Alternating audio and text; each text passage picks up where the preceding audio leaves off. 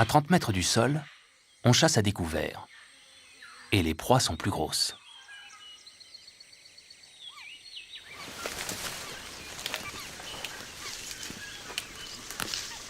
Les troupes de singes se nourrissent de fleurs et de fruits.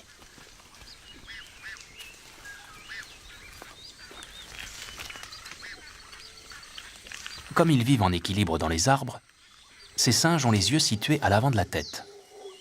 Ils peuvent ainsi mieux évaluer les distances d'une branche à l'autre.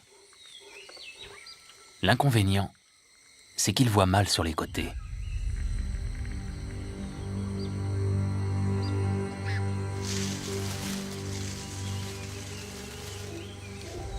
La harpie féroce a des serres d'une dizaine de centimètres et une envergure de 2 mètres.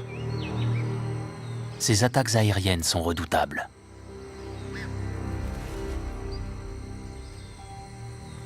Caché sous la canopée, un singe est hors d'atteinte.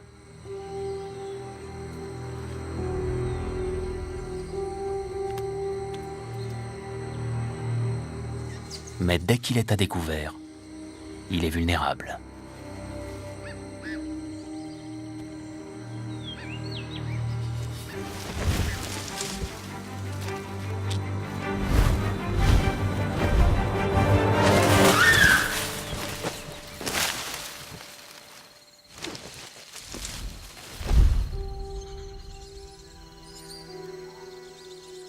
La harpie peut soulever une proie aussi lourde qu'un singe.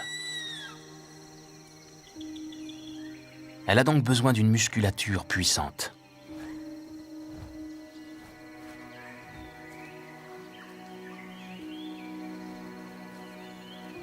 L'éducation des petits est très exigeante.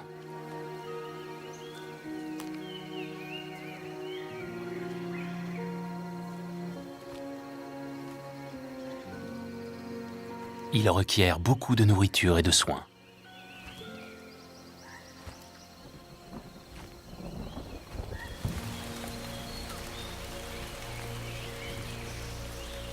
Les parents les ravitaillent pendant 2 ans.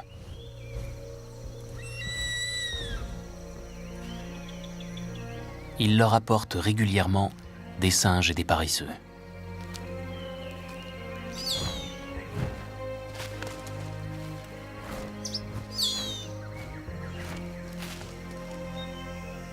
À 1 an, les jeunes harpies sont loin d'avoir terminé leur croissance.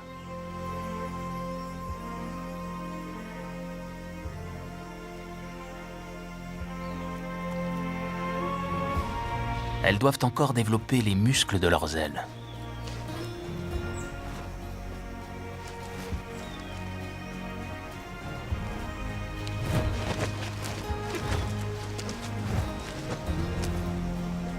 Il leur faut aussi apprendre l'art des embuscades aériennes.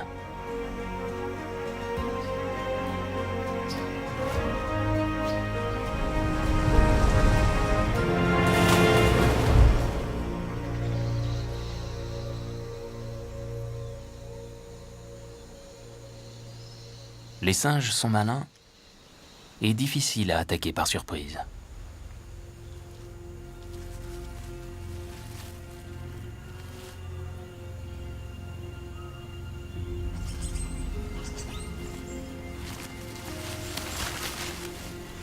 La petite harpie s'exerce sur une cible en apparence facile.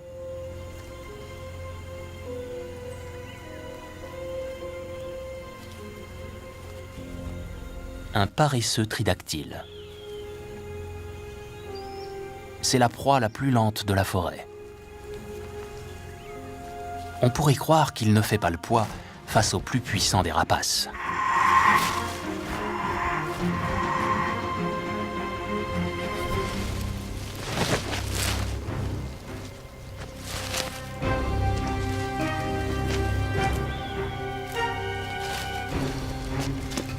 Pourtant, même un paresseux peut riposter.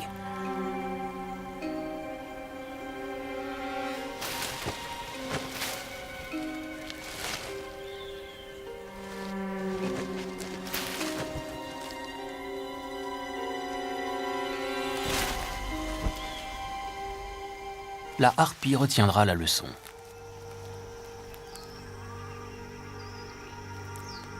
le succès n'est jamais garanti. Ce petit a encore du chemin à faire. Il vit sur le territoire de ses parents, mais bientôt il devra chasser ses propres proies. S'il ne parvenait pas à se débrouiller seul, ses parents le tueraient pour faire de la place à la prochaine portée, plus apte à l'indépendance.